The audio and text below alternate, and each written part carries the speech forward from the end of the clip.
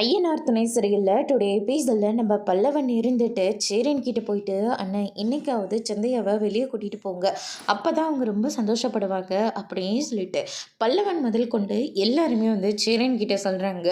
அதுக்காக சேரன் வந்து ரெடி ஆகிட்டு வராங்க. என்னென்ன இன்றைக்கும் வேட்டை ஷர்ட்டு தானே, அதெல்லாம் ஒன்றும் தேவையில்லை, இங்கே பாருங்கன்னு இந்த பேண்ட் ஷர்ட்டை போட்டுட்டு போங்க அப்படின்னு சொல்லிட்டு நிலா இருந்துட்டு ஒரு கிஃப்ட்டை எடுத்துகிட்டு வந்து கொடுக்குறாங்க. அதை பார்த்த உடனே எதுக்குப்பா இப்போது இவ்வளோ விலை போட்டு இந்த ட்ரெஸ்ஸை எடுத்த அப்படின்னு சொல்லிட்டு கேட்கவும், பரவாயில்லண்ணே, எத்தனை நாளைக்கு தான் இப்படியே இருக்க போகிறீங்க, நீங்களும் கொஞ்சம் சேஞ்ச் ஆகணும்ல அப்படின்ற மாதிரி சொல்லிடுறாங்க. அதுக்கு அடுத்ததாக நம்ம சேரனு பேண்ட் ஷர்ட்டில் ரொம்பவே அழகாக இருக்கார். அதுக்கு அடுத்ததாக என்னென்ன எதில் போக போகிறீங்க, என்னடா ஆட்டோவில் தான்டா போக போகிறோம், ஆட்டோவில் ஃபஸ்ட்டு வெளியில் கூட்டிகிட்டு போகிறீங்க, அதனால் பைக்கில் கூட்டிகிட்டு போங்க அப்படின்னு சொல்லிட்டு பைக்கில் வந்து கூட்டிகிட்டு போகிறாங்க. ரொம்பவே சந்தோஷமாக போகிறாங்க. ஆனால் போன இடத்துல ரவுடி பசங்க தேவையில்லாமல் பிரச்சனை பண்ணதுனால நம்ம சேரனுக்கு தலையில் பலமாக அடிபட்டுருது. சந்தையாக இருந்துட்டு எல்லாத்துக்கும் நான் தான் காரணம் அப்படின்னு சொல்லிட்டு ரொம்பவே ஃபீல் பண்ணிகிட்டு இருக்காங்க.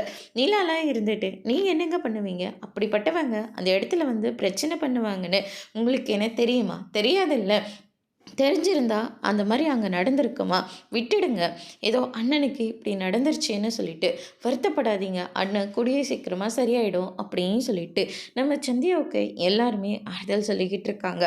சேரன் இருந்துட்டு எனக்கு ஒன்றும் இல்லைப்பா அப்படின்னு சொல்லிட்டு சேரனும் ஒரு பக்கம் ரொம்பவே தைரியமாக இருக்காங்க. அதோட இன்னைக்கான ப்ரமோ முடிச்சிருக்காங்க.